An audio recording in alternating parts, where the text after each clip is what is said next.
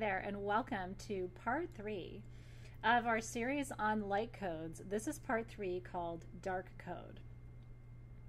And I've been really looking forward to tonight because, in a way, this is the most interesting of the 3. And we may even end up doing a part 2 of this third part because dark codes is such a vast topic.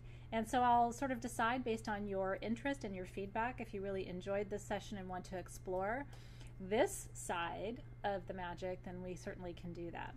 Tonight I'm going to talk to you about ancient Atlantis and the ways in which ancient civilizations, in particular the Atlantean and Lemurian civilizations, have really formed not just our understanding of magic, but also the primary energy streams that exist on our planet.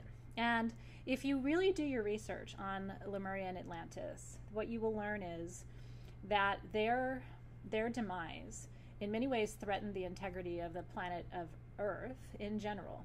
And so when those two sort of mother civilizations collapsed, and estimates run anywhere from 12,000 years ago to 20,000 years ago when this happened, when those mother civilizations collapsed, we really saw sort of the rise and the fall, if you will, of higher consciousness on our planet. I think they were grand experiments. I really do. To see how much higher dimensional awareness we could harness and we could hold in the third dimension. And so the Lemurians were thought to be primarily a 4D, 5D, really, civilization. And the same with Atlantis. They were bringing in extra dimensional levels of awareness and understanding, technologies, the ability to bend space and time, which is, at least in my opinion and the opinion of many who've studied these civilizations, explains how they moved pyramids, right? How they built them, how they moved them, why the pyramids are in these incredibly sacred formations that mirror important star formations in the galaxy. You know, how did our ancient ancestors have such sophisticated astronomical, engineering, alchemical, scientific, mathematical awareness? It's mind-boggling, really, when you start to think about it. So today we're going to go as far as we can. We're going to do a short meditation as well. I'm going to be using the tools, the transmutation tools that are in the shop as a set to support this class. And if you want to know what those are, we have a beautiful transmute candle in black, because black is the color of transmutation.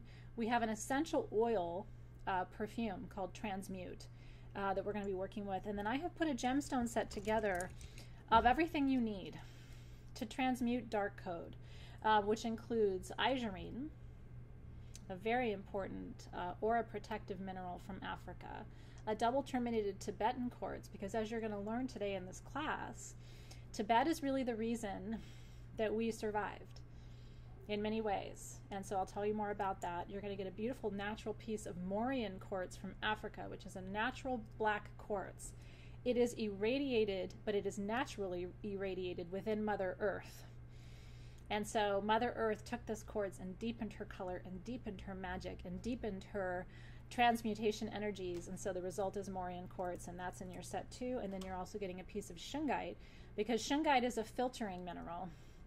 And so one of the best ways you can work with dark code is to activate your auric shields, which are pretty much going to work for you and on your behalf to make sure that the right energies reach you, but the wrong energies don't. And so I highly recommend the 4-gem set along with your transmute. The notes, by the way, in transmute, the essential oils are cedarwood, which is very grounding and protective. You have geranium, which activates and opens the third eye. You have juniper, which is cleansing and purifying to the aura. And then you have rosewood, which activates, opens, and protects the heart chakra. And so this is going to help you feel and experience and hold sacred compassion, all while staying protected and safe and resisting any energies that aren't in service to your highest good. So that is the set. And then the other 2 stones that you may want to consider working with that are available for you on sagegoddess.com as well, in support of everything that we're talking about. One of them is called Nirvana quartz. This is a very rare, highly included form of light pink quartz from the Himalayan mountains. And that's important because, like I said, what we know today And, I have channeled this information, a lot of us have channeled this information about Tibet as really being the key, the reason that we survived. And even to this day, some of the highest vibrational quartz comes from the Himalayan mountains. You have to keep in mind that these mountains are at such high altitude, it's almost extremely difficult to even acquire any of the quartz. How do you get it back down the mountain? It's covered in snow and ice most of the time, right? And so, interestingly, global warming has made things like Nirvana quartz available. Nirvana quartz wasn't even available in the open market until the early 2000s, when receding water lines exposed it on the mountain's surface. And so it's interesting how, cataclysmic change, things that we dread, right, actually end up revealing to us and showing to us and making things accessible to us that weren't before. And then stillbite protects you while you sleep. And so one of the other minerals that I highly recommend you work with if you're really going to do this work on a serious level is stillbite. And you can keep a piece. We have these beautiful palm stones. Stillbite is a really brittle mineral. So carving these was next to impossible, but they have this light play. They almost look like moonstone. They look like they glow. And so this is a favorite of mine, but it's one that's really good for this particular work as well. Okay, are you ready? I think we should dive right in. I am going to be just looking at my notes occasionally because I want to make sure I get through everything that I wanted to share with you tonight. Again, this is a dense topic. I'll tell you that I could write a book about it. And maybe at some point I will. And I hope that tonight's going to answer a lot of questions for you. It's going to sort of like connect the dots in a way that maybe will help things make more sense to you than they have in the past. The one caveat I want to make is, I try to stay away from, in my own practice, words that are highly loaded and charged. And so when I'm talking about dark code, I sort of like first want to define what that means. And so dark code is the opposite of light code. If light code is a code or an imprint, data, information that you activate consciously to raise the vibration of the planet, then dark code is its opposite. And just as people sort of come preloaded, right, with light codes, certain codes that they are supposed to transfer and transmit, some people come preloaded with dark code. I'm gonna avoid words like evil in this class because I don't know that dark code is the same thing as evil. I will tell you, and I've drawn this distinction for people many times, and I'll draw it here for you as well. And I'm actually wearing black and white because I want to keep reinforcing to you that all energies are the same. If you believe the Hermetic principles, then that principle of polarity reminds you that every force has an equal and opposite force. It's just a law of the universe. It's a law of physics. And so there's always for every action, there's a reaction, right? For every movement, there's a consequence. And so light code and dark code are the same thing. It's about the intention for the code. And so whereas light code, the intention is unity, okay? When you are expressing light code or transferring light code, I make the assumption, but most of us are transferring or using light code because we are trying to create stronger unity among people on the planet, from our planet to other planets in the universe. We're trying to connect with each other. We're trying to lay a foundation of unity consciousness. Dark code is the opposite of that. It is a focus on fragmentation energies. And let me tell you, this debate between unity and fragmentation has its roots all the way back in the earliest civilizations. And that's why I wanted to talk with you tonight about Atlantis and Lemuria. Lemurians were brought here, came here to colonize, and in a diligent effort, I would say, to try and bring a higher level of consciousness to this planet, and then figure out how to anchor it in 3D. So they came here at 5D and tried to figure out how to create a human community on this planet that would maintain the vibration, would maintain the energy, would maintain the wisdom, would maintain the magic, but would actually be embodied on this planet. And so for a long time, Lemuria was purely 5D, and over time morphed and adapted to take on more of the human characteristics. And ultimately, many of us are Lemurian. We are the children of that hybrid effort. Atlanteans are the same way. However, the primary story about Atlantis is that their civilization was seeded here, was planted here, was grown here, not so much to experiment with higher levels of dimensional awareness and to see how to integrate that into a human experience. The Atlanteans were here to do work. The Anunnaki lived on a planet called Nibiru, and Nibiru was in danger. And what they needed to save their planet was gold. Alchemically, gold could transform and transmute what was happening to their planet and save it. And so when the Anukim learned that that Earth was rich in gold, they descended here, they explored, and then they decided, because it's hard to mine gold, they decided to make a race of beings who could actually do that work for them. And so they mated with humans, and so many people believe to this day that the ancient Sumerians and some of the earliest human civilizations were actually hybrid human Anukim. And the thing is, the Anunnaki were very enamored with human women, as the legends go. And so it doesn't surprise me anyway that they would have come, perhaps mated with human women, and that again to this day, there are people on this earth who are inheritance of that lineage as well. And so if you think about all that in the context of the early Sumerians, the early Egyptians, and the incredible work it took for them to build the pyramids, what we believe happened is that when Atlantis fell, everyone from Atlantis, for the most part, scattered to Egypt, to India, some north to the British Isles. They mostly stayed east. And when Lemuria fell, those people scattered to Indonesia, to Brazil, to California, to Mount Shasta, stayed mostly west. And so even in the later iterations of those civilizations and where they scattered once their home civilizations fell, they still tended to align with east and west. And the high priest of Atlantis, his name was Thoth. And Thoth scattered to Egypt upon the destruction of Atlantis and became, of course, one of the primary gods in the Egyptian pantheon. He is credited as being the father of the hieroglyphs, the Egyptian form of communication. Of course, he's also associated with the god Mercury, who is the Greek god of communication, right? And so you can, again, sort of see all the dots connecting. Now, the Atlanteans were more practical than the Lemurians, and they were very materialistic, highly technological, and advanced in their thinking. But they really wanted to colonize, grow, expand, and harness wisdom.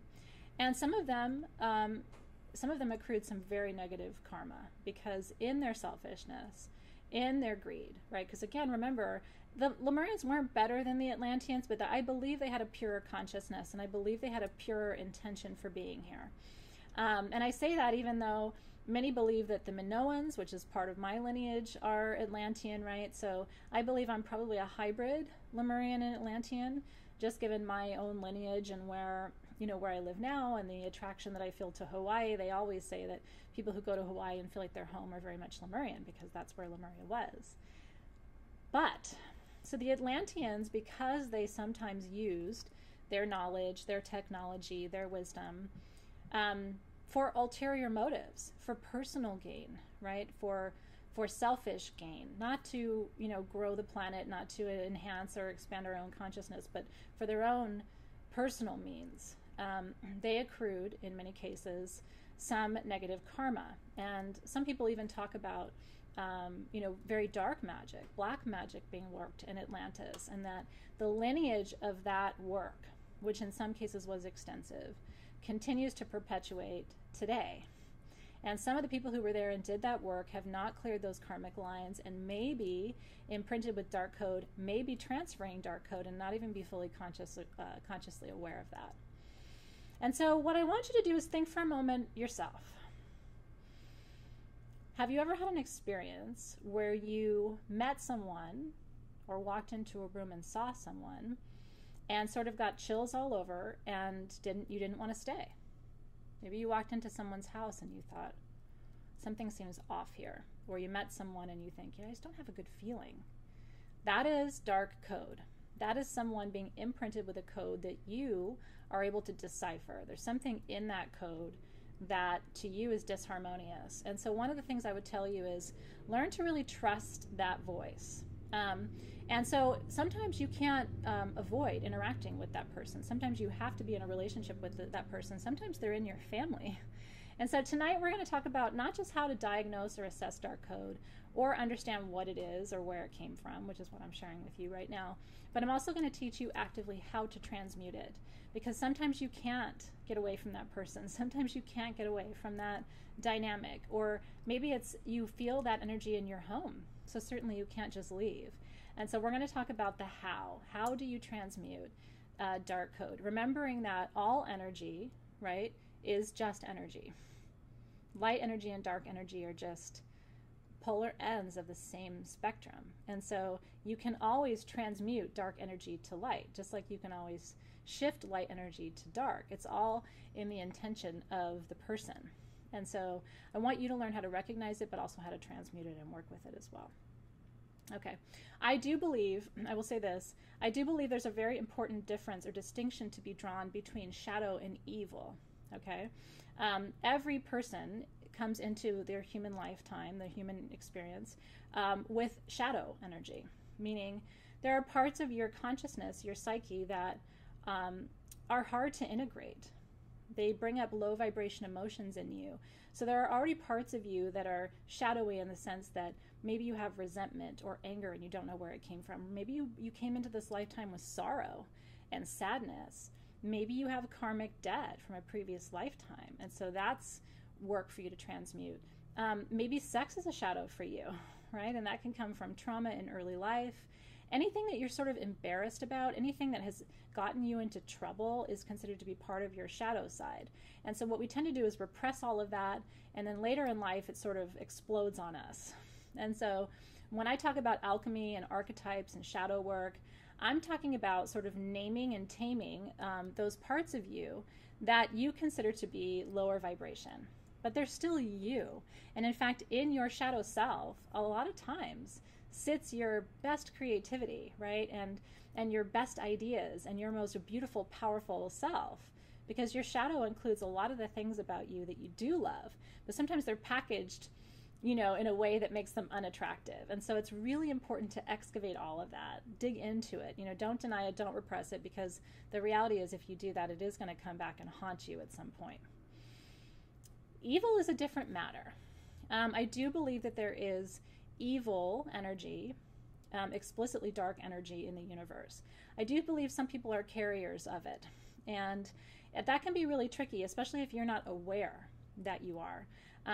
I do believe that all shadow has to be integrated in order for you to live a full and happy and fulfilling life. I do not believe that evil has to be integrated. I believe that evil has to be released and banished and returned to its source. I don't play games with evil. I don't think evil is here to be played with. And I would encourage you to reconsider if you have in the past played with evil. It is a force. It is one that I think all light workers recognize. And so when people talk about integrating evil, I always sort of pause and say, I have to not agree with that. So just so that you know out the gate, I draw a distinction between those two things. And with dark code, sometimes you are talking about explicit evil. And so there's a range of codes that we consider dark code. And a lot of them have their roots in the misuse of power from the Atlantean times. Okay? And the power that creates dark code is what we call power over. There's two kinds of power. There's power with, meaning I'm more powerful if I'm with you. You and I together equals more, right? Equals better. Then there's power over, which suggests that I am better if I have power over you, if I control you. And so power with is very collaborative. Power with suggests that you and I are equals, and that together we are more powerful than we are apart. That's a beautiful concept. That's a light concept. That's a light code in many ways, power with. Power over suggests that I have to control you in order to be successful. And that is the root of manipulation. And that is a dark code. It is not a light code. And that energy is to be to be taken very seriously, but also one to be very cautious with. Whenever you find yourself in a position where you feel like you're seeking control over someone, that is not going to be a productive, healthy, energetic relationship.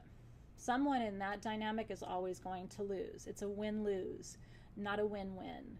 And so that's important to keep in mind too. Okay. Fragmentation energies. Let me speak about this for a second too. As I said earlier, light is all about unity. It's all about creating integration. It's calling the energy in from the four directions toward the heart center to bring us all closer together and to remind us that we are all expressions of God.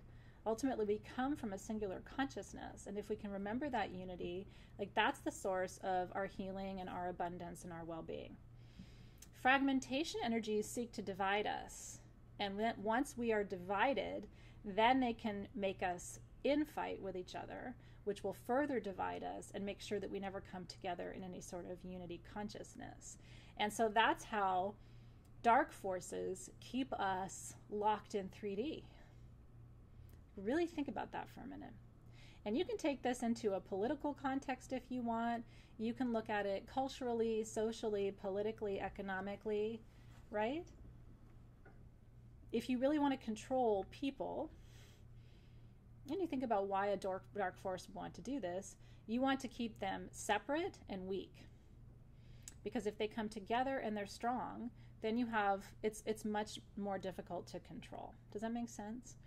And so our goal as light workers is to help facilitate a unity consciousness in our communities, in our families, on this planet. We want to come together because we know that ultimately the only way we can succeed and truly ascend to a higher level of dimensional awareness on this planet is to come together. We can't do it alone. And so it's this constant battle, not so much between good and evil as it is between unity and fragmentation. And so I always want you, I hope you always remember that, you come back to this class and think, even down the road, you might look and say, that seems like fragmentation, what they're doing there. It must be an effort to separate and weaken us. And then why would they be doing that? As opposed to looking at, leadership globally or in your community or even in organizations and saying, are they trying to bring us together or are they trying to separate us? Okay. In cosmology and astronomy, of course, scientists talk about dark matter, dark energy actually existing in the universe. What's very interesting about dark matter is dark matter, when you're looking at dark matter in the cosmos, if there's anything in front of it, it actually disperses light and morphs, like makes the dark matter look like it's a different form. It almost it hides itself. It's very sneaky. And so that's sort of how dark code is too. It can be encrypted, right? And so the energy that you receive from someone who's transferring dark code may itself be an illusion. In other words, you may meet someone and think they're the greatest person and they're here to support you, and then later on you find out that they were really here to achieve fragmentation and to separate you and to disempower you. And so if you sense any of that, and it's happened to all of us many times, right, where you think someone's there to build you up, but then you find out, no, they're actually there to tear you down and sort of separate you and weaken you. And so that's when you want to really be in full force looking and saying, I'm going to transmute that. And I'll tell you, the reason I transmute dark code rather than banishing is that banishing is permanent. You have to really be sure that whatever you're banishing isn't anything you're ever going to need to work with again. And sometimes dark code comes to you as a lesson. And so if you just banish, you're not learning anything. You are here to learn. And sometimes you do learn by having to experience something, by having to navigate it, by having to work with it and transmute it. And if you can shift dark to light, I mean, that's the highest alchemy, right? And that's why you're here. You're here because you're an alchemist. If you're taking this class, it's because you have been called to alchemy. You have been called here at this time to transmute darkness to light. And you have the ability to do it. You're here sort of as a refresher, right? You're here for me to share some tips and secrets and suggestions with you. But the reality is you're fully equipped to do this work. And so let's talk more about it. Okay. Atlantis, just so you know, is considered a root race. I wanted to share that with you. It's estimated that Atlantis that was at its peak about 9,000 years before Plato referenced it. One of the first references we have to Atlantis, of course, is by Greek philosopher Plato, who spoke of it quite clearly. And there were three primary energy forces, dark energy forces during the Atlantean time. The first one of those was what is called reptilian energy. And so that is very much as it sounds. This is energy of the reptiles. So it's more of a lower vibration, lower frequency energy of fragmentation. We have dragon energy in Atlantis. Again, these are sort of the darker forces of Atlantis. Dragon energy is about total transformation. It's fire energy. All of the Atlantean energies, by the way, the dark energies, are southern direction energies. Reptiles, dragons, and then the third being snake. Snake energy, it's very interesting that we've always, in all of our narratives, with very few exceptions, have associated snake with evil. Even today, right? You think of the Garden of Eden and the snake. It's always been a symbol of sort of like what's forbidden, right? And temptation. And so we tend to think of these lower frequency Atlantean energies in that way, aligned with those three major streams. Those who participate with dark code are able to shapeshift at will, and they're able to show you things in a deceptive way. So they can make an appearance of something very different from the reality of it, if that makes sense. So they can appear in human form, they can appear in animal form, those who are sharing and transmitting dark code. And so, again, you may have an experience with an animal. You may have an experience with a bird, or you may have an experience with a crow, or you may have an experience with a spider, because those who engage in these types of energies tend to be able to shapeshift as well. And the goal really of these fragmentation energies, this dark code, the goal primarily is to control humanity's mentality, the mental thought processes, because it's our weakest link. It's our weakest link. Your mind is not your friend. You know what I'm talking about, right? I mean, your mind deceives you. Have you ever gotten up in the middle of the night? It happens to me a lot, where all of a sudden those thoughts are going, and it's like, you could have done this, you should have done that, why didn't you do this, you would have been better if you had done this other thing, just all the little things that happen. And so one of the ways that dark code comes to you is through thoughts. And you have to begin to be a really diligent curator of your mental processes. And so how do you know if dark code has come to you in the form of a thought, in a thought form? You have a negative thought that doesn't belong to you. It pops into your mind, and you even find yourself sometimes going, that's a weird thought. I wouldn't think that. It can be a very scary thought. It can be a violent thought. It can be a threatening thought. And so I'm going to teach you again tonight what to do when one of those thought forms, which is a form of dark code, pops into your mind. How do you transform and transmute it?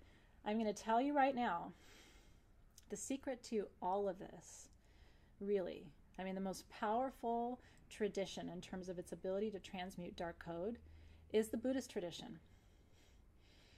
Tibet, in particular, is the reason, according to many of us who have channeled this work and shared this work with others, they had the wisdom and the strongest skill set to be able to transform and transmute dark code. And they knew the power of crystals to do just that. And that is why Tibetan quartz, which is one of the oldest forms of quartz on the planet, truly, where's my little piece here to show you? One of the oldest forms of quartz on the planet.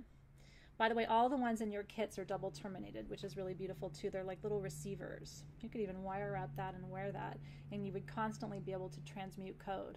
You can walk around and carry it, hold it in your bra, or if you're, a man, put it in your pocket.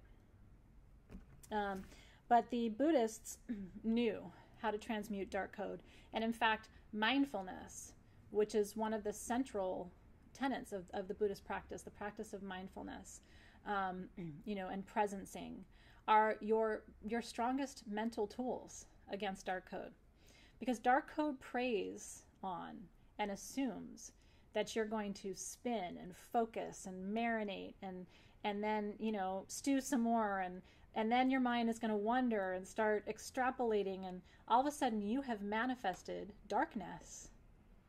The longer you sit with dark code and focus on it and marinate in it and give it life, if you sit there and think about a dark thought for more than 5 or 7 or 10 seconds, you have cultivated it into a vibration that then turns into matter and takes shape.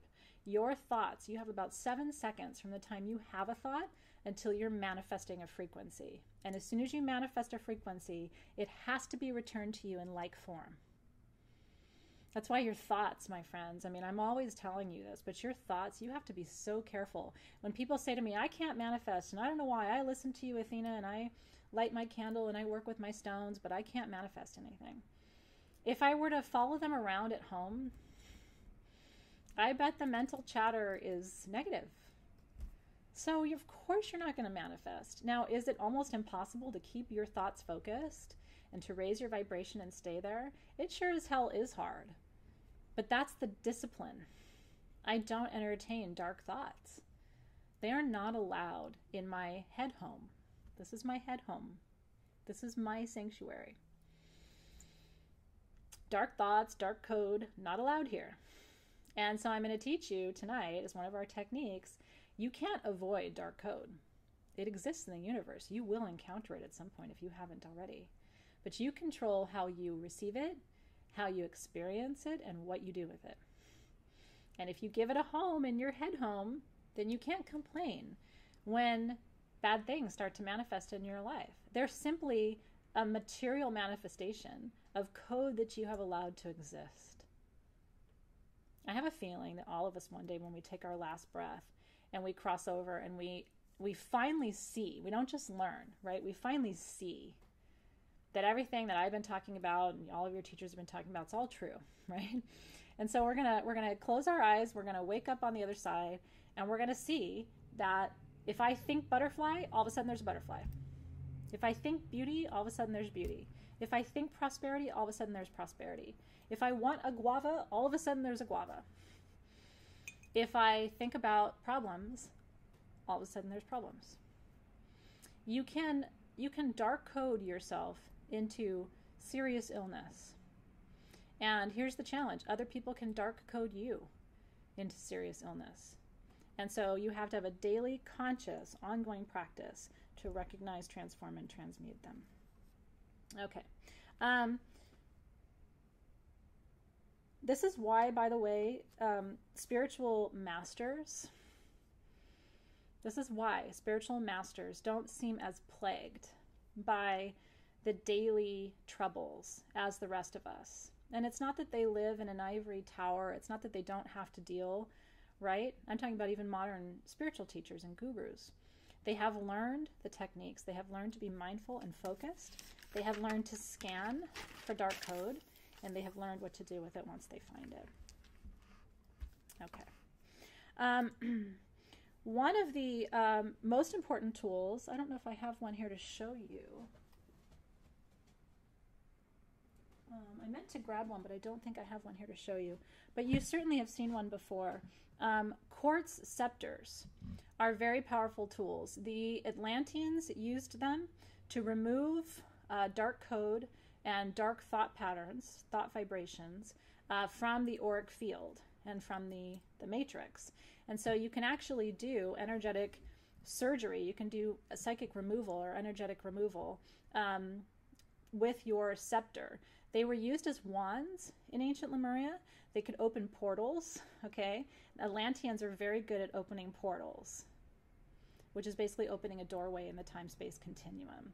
And you can pull energy forward from 5D, and you can send 3D energy out from this dimension into other dimensions for transmutation.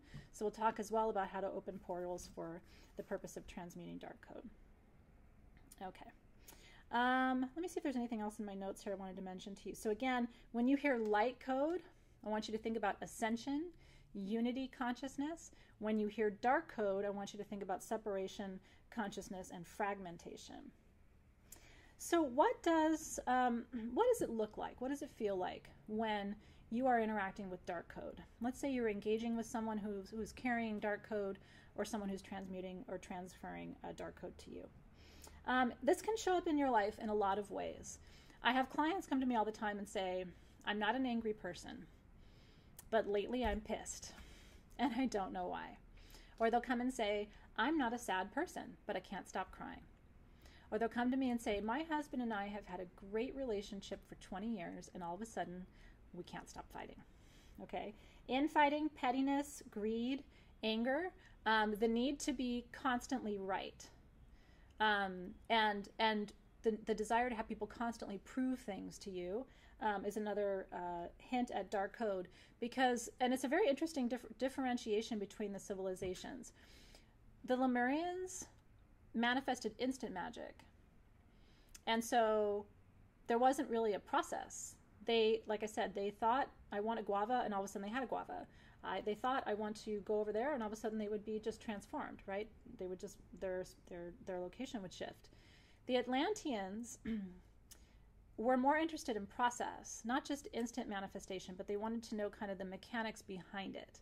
And so we have the Atlanteans to thank for our awareness and understanding of sacred geometry, the importance of physics and mathematics, in the quantum energetic process, which is really very Atlantean.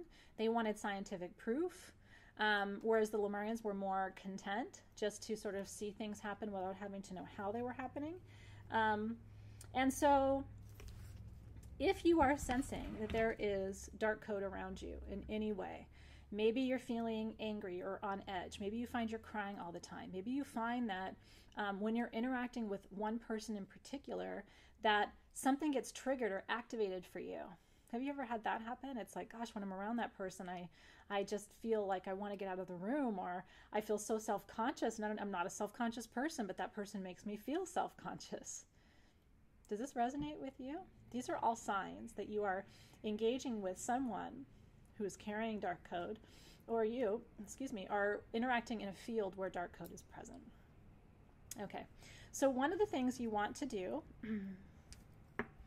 and there's a lot of different ways you can work with your tools for this purpose. I'm going to, because I'm going to be showing you a few things, I'm going to open a quick circle with my wand, just calling in the 4 directions, thanking them in advance for their guidance and their wisdom. And then I'm going to light my transmute candle. We use black because obviously that is the opposite of white, and it represents the dark energy that we are working to transmute. I'm going to anoint with my transmute blend. Again, anytime you're doing this work, and one of the reasons we use candles and perfumes and stones, candles hold fire magic. And that is the strongest transmutation magic you can work with, because fire transforms everything. It leaves nothing in its wake. It's a pure transformation. It's my home element, so I'm very comfortable with fire magic, but you have to have it. The oils activate water magic, which is all about the flow of energy. These are hermetic principles, obviously, for transmutation and transformation, and then for flow, right, and the allowance of energy. Then you work with your crystals to activate earth energy. By the way, when you extinguish your candle, you're activating air energy. So you have all 4 elements anchored in your practice.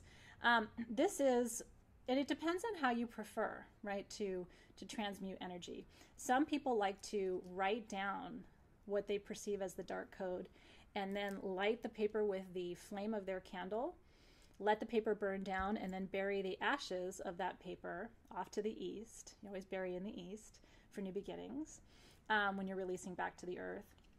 That's one way you can work to transmute dark code. So let's say you feel like there's someone around you and they're carrying dark code. You would want to write down on your paper, open a sacred circle, call in your guides. You do have guides who will help you with this process. They're your transmuting guides. And so you can call them in. That's your team. They're going to help you assess the energy around you, diagnose, and then transmute. Okay? So then what you would want to do is write down all the adjectives to describe what you're feeling. So you would write down, angry or sad, or I'm feeling, violent or hostile or resentful or scared, or, all these are emotions. Any low vibration emotion is associated with dark code. And then, so then you could burn it and you could release it back to the earth that way. You could also write down all of the different descriptors of the code and then take it and release it out to Mother Ocean, right? Or to a river or to a lake, and let the water take it from you. Another really beautiful way to work with the energies, though, and that's what your crystals are here for, is to actually work with filtering and transmutation crystals. And these are the foremost powerful of them. I'm going to talk to you first about working with Izurine, and then we'll talk about the remaining stones. And so what I do with my Izurine is I hold it out in front of me, directly in front of me, okay? And I want you to imagine what this basically does is creates an auric perimeter. Okay, it's a protective auric perimeter. And so what I do is I take it all the way around me, clockwise, by the way. Stretch my arm out in the back too, almost like passing the baton, and then bring it all the way out in front of me. Like that. Once you do that, you have activated a full auric perimeter around your physical body. If you want, you can take it above your head, down under your feet, and back out in front of you, so that you've done a full circle around and a full circle over you. Okay, that's your Izurine. Now what you want to do is you want to direct the energy. You want to open a circle with your Morian quartz. And so now that you have created a perimeter, what we're going to do, this is a purification crystal. What we're going to do is we're going to purify all energies in this field as we bring our Morian quartz around. Again, just setting the intention that all energies in the field, whether it's code for your highest good or code for your lowest good, are transformed and transmuted to perfect and pure white light. And then what we're going to do is we're going to take our shungite crystal and we're going to draw the same circle all the way around the auric field, filtering. And so we're creating a filtering field. So nothing can pass. Once you do your shungite circle around you, nothing can pass through unless it is for your highest good. So this is going to filter out any impurities, any dark code, anything that is not in service to your highest good, anything that could harm you in any way, physically, mentally, emotionally, or spiritually. And then the last tool is our Tibetan quartz. This is the most important tool of them all.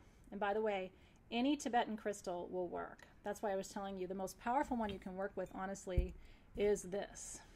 This is the beautiful Nirvana quartz from the Himalayan mountains. We just have a few of those on the website, but it is stunning for this purpose. But you can certainly use the piece that's in your kit. And so this is the last step. What this little crystal does, it holds the energy of Tibet, it holds the energy of the Himalayan mountains, it holds the energy of that mindful peace. And it is the absolute key to transforming and transmuting any dark code that surrounds you. And so with this piece, we call in the protection of the Tibetan elders. We ask that you guide us as we come to a state of mindful peace and awareness, clearing, transforming, transmuting any dark code that surrounds us into usable, pure white light.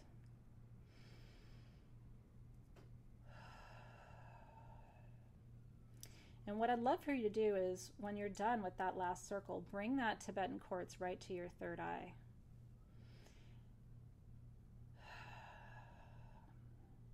And so coding guides, guides of transmutation, we ask for your blessing and your protection today as we gaze using this crystal, as we activate our third eye and connect to this ancient civilization of healing and balance, of light and dark. I ask that you show us what dark code might surround us at this time. Help us to see it, reveal it to us, and then on our behalf, we ask that you take it, transform it, transmute it to usable, pure white light of peace and divine love and compassion.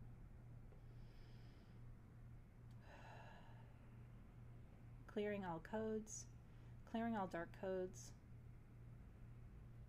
clearing all dark codes, transforming dark code to light code,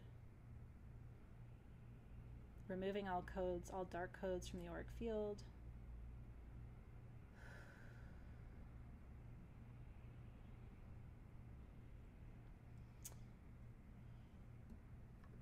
and then once you have done that, those are your 4 layers of protection and transmutation. You have your shield, and it literally is a shield. You have your transformer, you have your filter, and you have your healer, because it truly is the healer.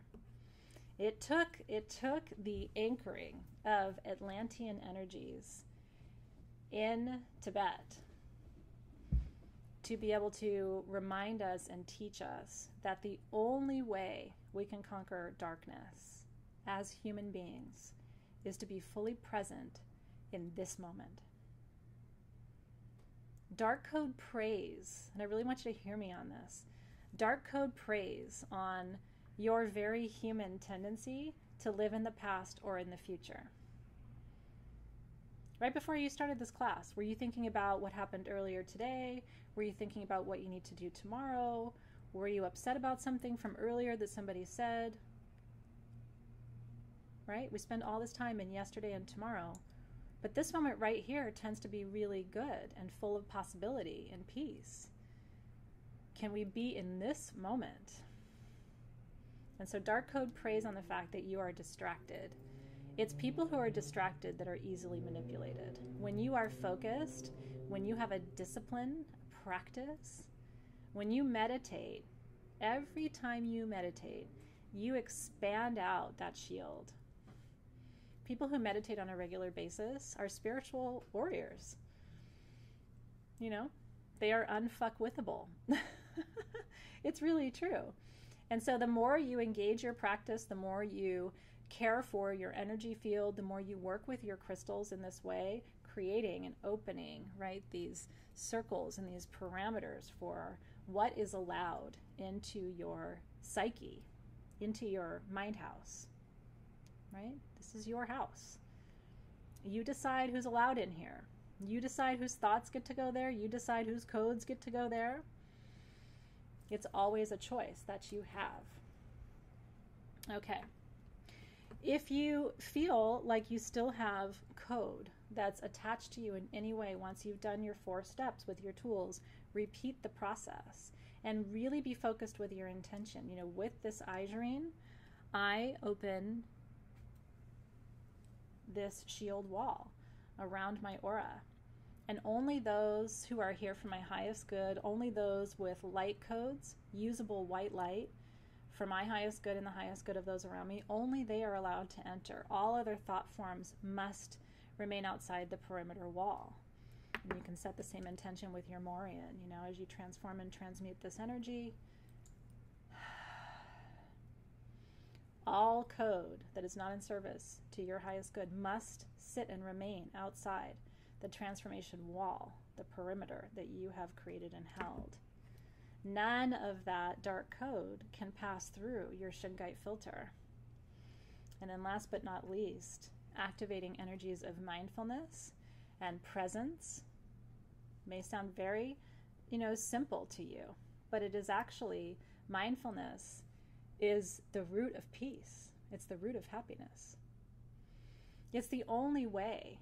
You know, when you're up late, if you're an insomniac, you must begin to practice presencing.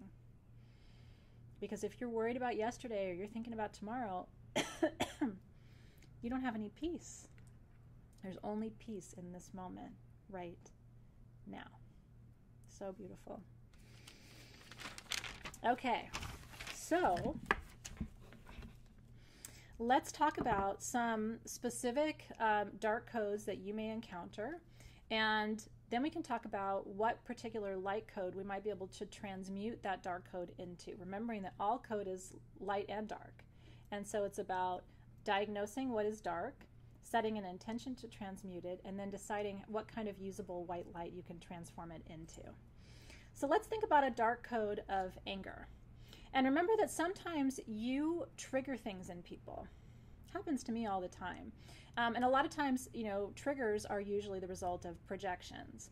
And so there isn't much you can do about it. Like if someone projects onto me, you know, I don't know, something about their mother that they didn't like, there's really nothing I can do about that, because that trigger has less to do with me and it has more to do with something that they see in me. But they could then activate or initiate a dark code that I would then have to transform and transmute.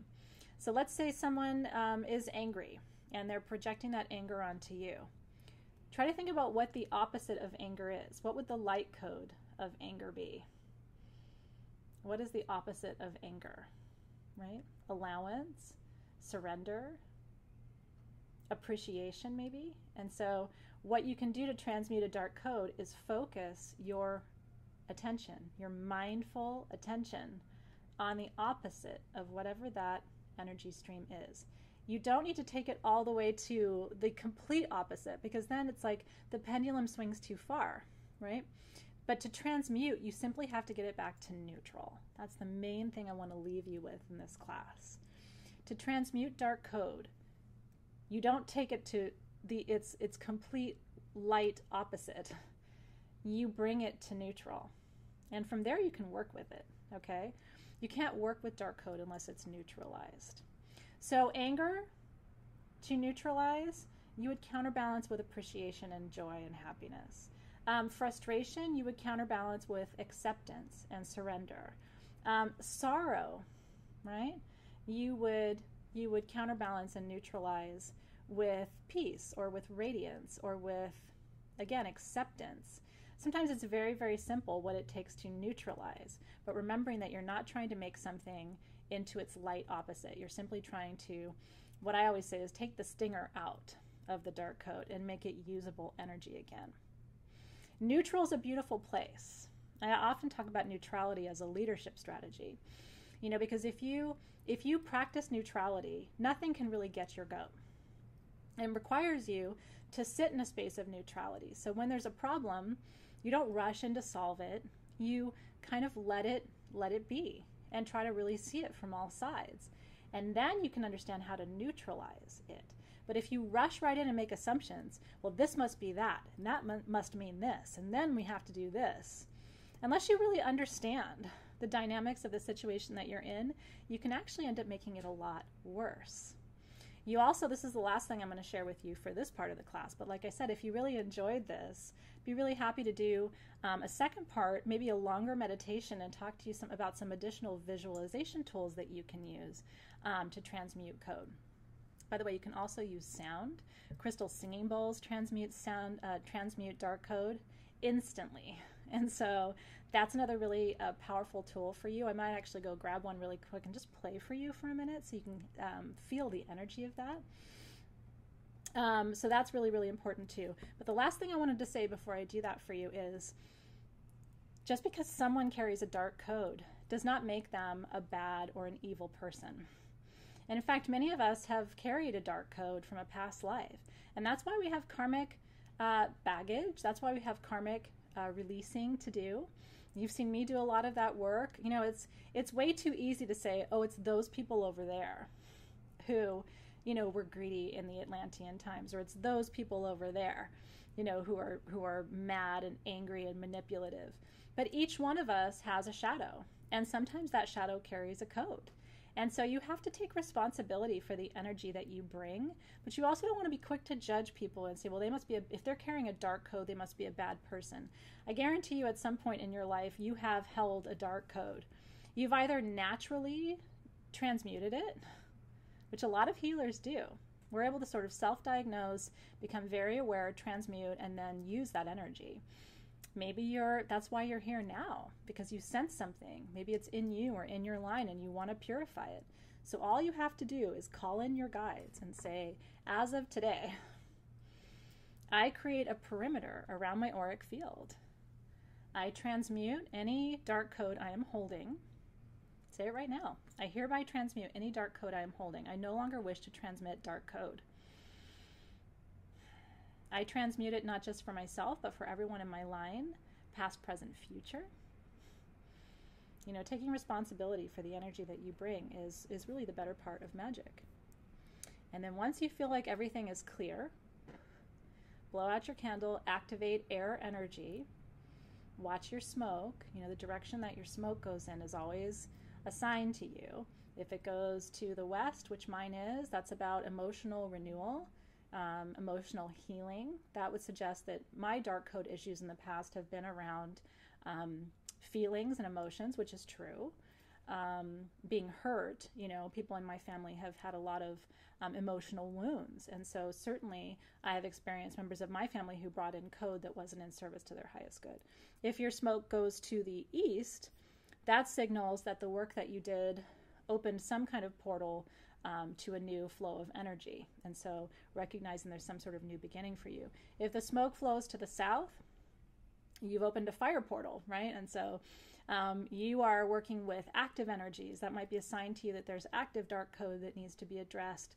And then if your smoke goes to the north, it's usually a sign that you're being well protected, maybe that you have ancestral energy supporting you, or maybe that you have ancestral code that needs to be cleared, and just use your intuition to sort of feel into that. If we do another part, by the way, it'd be very interesting to talk about portals, because I do think that we subconsciously, and sometimes even, consciously, but without being aware of it, we open portals, meaning doorways between dimensions, and we invite energies in, and we aren't always aware of what comes through. And when you open a portal, you always have to remember to go back and close that portal. So you open a portal by creating a clockwise circle, usually with a wand.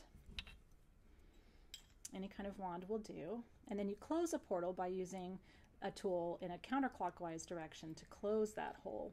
And so we could do a whole part 4 on portals, sort of the creation of portals, the maintenance of portals, managing energy through portals, and talk about what it means to perforate the matrix in that way, if you're interested. So I'll look for your feedback on that too.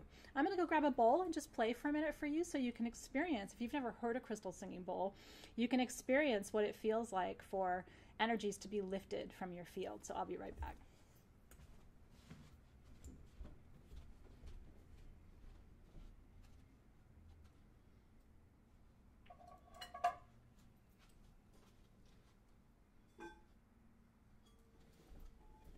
I chose a solar plexus bowl for you because, interestingly enough, a lot of dark code comes to us through the solar plexus, because that's our power center.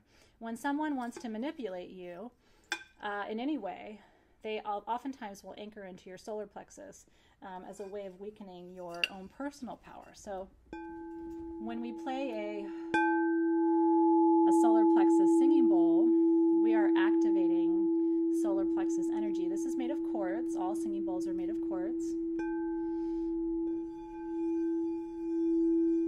Just close your eyes. Just receiving the beautiful energy.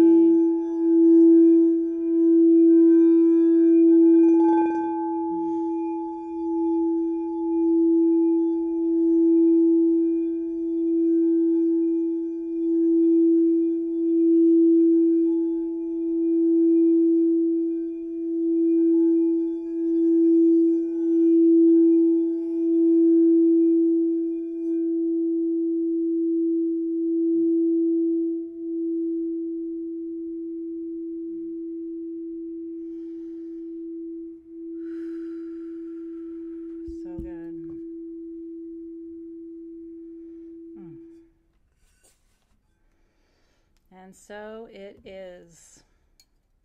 Thanking all of the guides for attending us today. Releasing the guardians of the 4 sacred directions. Taking another nice deep inhale of that beautiful essential oil blend. Work with your essential oil, especially this transmute blend, every time you work with code, because you'll start to develop what we call in shamanism a scent association. And that means that every time you smell that, you will subconsciously move into the space of transmutation. And so eventually you won't even have to be consciously thinking about it. You'll just anoint with that and your guides will go to work.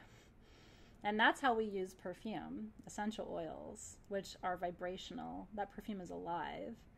That's how we use it shamanically, so that it almost begins to work on your behalf. I hope you enjoyed every bit of this class. I've loved being with you for this hour. We'll look forward to hearing from you if you're interested in a part 4 of light codes, which would be a deeper dive here on what we started today with dark code. Remember that your tools are in the shop. Don't miss that beautiful Nirvana quartz if you're able to get a piece. That is the most powerful Tibetan tool we have to transmute dark code, and you should just carry it with you all the time. It'll be a powerful tool on your behalf. And then the 4 crystals that are in your transmute set are the 4 most important for guarding your auric field. So I hope they serve you well. enjoy, everybody. Thank you for being here. I'll look forward to seeing you soon.